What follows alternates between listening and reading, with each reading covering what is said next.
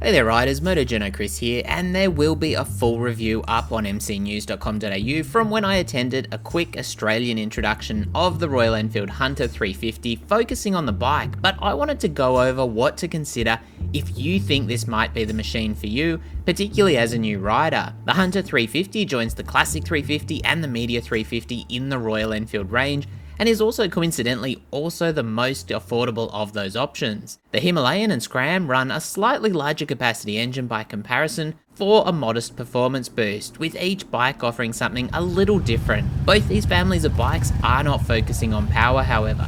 The Hunter 350 is a new roadster, a road-orientated commuter essentially, with 17-inch wheels, a taller seat height, updated frame, wider tyres and revised gearing for a bit more punch, while fifth or top gear is an overdrive. That saves a little weight, changes where the torque is noticeable while giving the bike a bit of a different handling characteristic and seating position of course. As a new rider, you're most likely to notice the styling differences or the look of the bike. If you want something a little more old school cruiser styled, go the Classic 350. If you want a more modern cruiser along the same vein, the Meteor 350.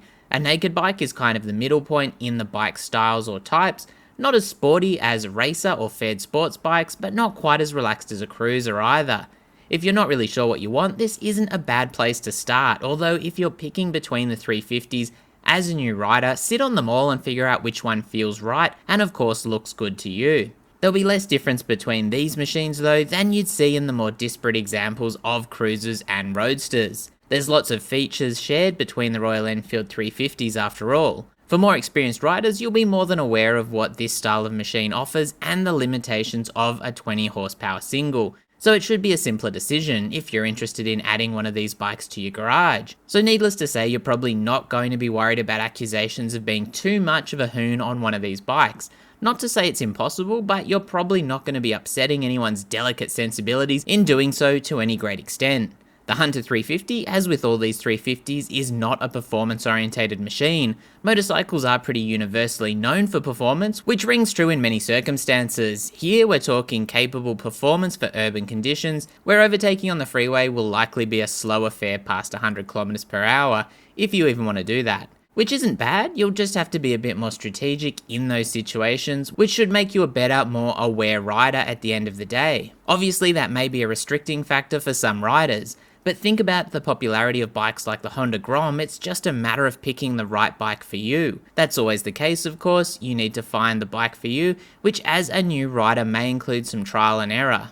That's part of the early and beginner stages of riding. You may find yourself on a totally different class of bike a few years down the track, but your first bike will hold a special place in your heart regardless, as long as you don't buy something that simply can't fulfill what you need. You're going to have a hoot on whatever you start with. So if lengthy stints on the highway at higher speeds are required, unless that's say only 90 or 100 km per hour, this may be an issue. If you're riding for fun, commuting more locally, or just happy to stick to back streets, it shouldn't be an issue. Does that sound strange to you? If you've never ridden before, you'll probably be pleasantly surprised at just how often you find yourself heading out for just a simple ride, and at least for me, that was never really a speed thing, it's just fun. So the flip side to the power and speed limitations is that you're getting an engine that gives a more traditional feel and power delivery, albeit with the mod cons of fuel injection for an easier startup and cleaner running. For new riders, not needing to warm their carb bike up for 5 minutes in cold weather is something you really probably won't miss. Ultra manageable, the Hunter 350 won't catch you unaware or punish small mistakes, relatively speaking. It's still a motorcycle after all, and there's thrills to be had, which may be just riding down the coast or alongside a beach with the setting sun casting an orange glow over the landscape, the tang of the ocean in the breeze, and just cruising casually along. Enough for those thrills, which is what we did down in Melbourne for a short stint anyway. Easygoing is an apt description for the Hunter 350 overall, encompassing the brake, suspension, handling, and rider ergonomics. Particularly if you like the idea of starting on an older, smaller capacity classic motorcycle, the 350 seem a smart choice in my mind. You're avoiding the dangers of buying an unknown quantity that could end up costing you more down the track, and old bikes with questionable spares availability are a bit of a lucky dip if you don't do your research. Plus, your first bike spending time off the road for repairs doesn't add to the fun, speaking from experience, and if you're relying on it for transport can be quite a problem too. Obviously, if you want an old bike specifically to get it running or do a rebuild, that's something else entirely, while the Hunter is the most modern of the 350s to my eye. Also, unlike a Monkey, Grom or something like the Super Cub, you get a full-size bike, although obviously that may be a plus or a minus depending on where you're coming from. So to line up the pros and cons in my mind, the Hunter 350 is competitively priced for a neo-retro, both stylish and well finished, while suspension and brakes are solid. You get a more authentic old school feel without the downsides of an old bike too. Comfort and ergos should work for the vast majority of riders, performance for urban conditions is again solid, while new riders should have an easy time here. The cons? Lighting isn't full LED, the exhaust could be louder at idle, and this wouldn't be my pick for lots of 2-up or lots of highway riding.